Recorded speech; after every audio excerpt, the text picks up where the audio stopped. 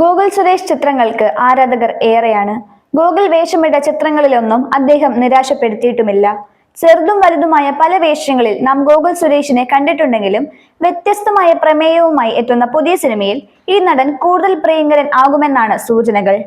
ഗ്രാമീണ പശ്ചാത്തലത്തിൽ ഒരുക്കിയിട്ടുള്ള കുടുംബ ചിത്രമായ അമ്പലമുക്കിലെ വിശേഷങ്ങളാണ് ഗോകുൽ സുരേഷ് എത്തുന്ന അടുത്ത ചിത്രം.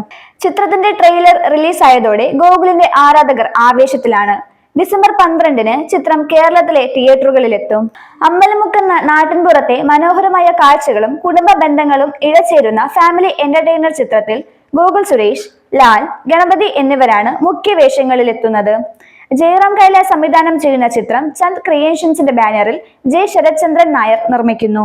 മേജർ രവി, അസീസ് നെടുമങ്ങാട്, സുധീർ കരമന, മുരളി ചന്ദ്, ഷാജു ശ്രീധർ, നോബി മാർക്കോസ്, ഷഹീൻ, ധർമ്മജൻ, മെറീന മൈക്കിൾ, ബിജുകുട്ടൻ, അനീഷ് ജി മേനോൻ, ഹരികൃഷ്ണൻ, മനോജ് ഗിന്നസ്, വനിത കൃഷ്ണൻ, സൂര്യ, സുനിൽ സുഗത, സജിത മഠത്തിൽ, ഉല്ലാസ് പന്തളം എന്നിവരാണ് മറ്റു പ്രധാന കഥാപാത്രങ്ങളെ അവതരിപ്പിക്കുന്നത്. ടീസറിനും പ്രമോ ഗാനത്തിനും മികച്ച പ്രതികരണങ്ങളാണ് പ്രേക്ഷകരുടെ ഭാഗത്തു നിന്ന് ലഭിച്ചുകൊണ്ടിരിക്കുന്നത്.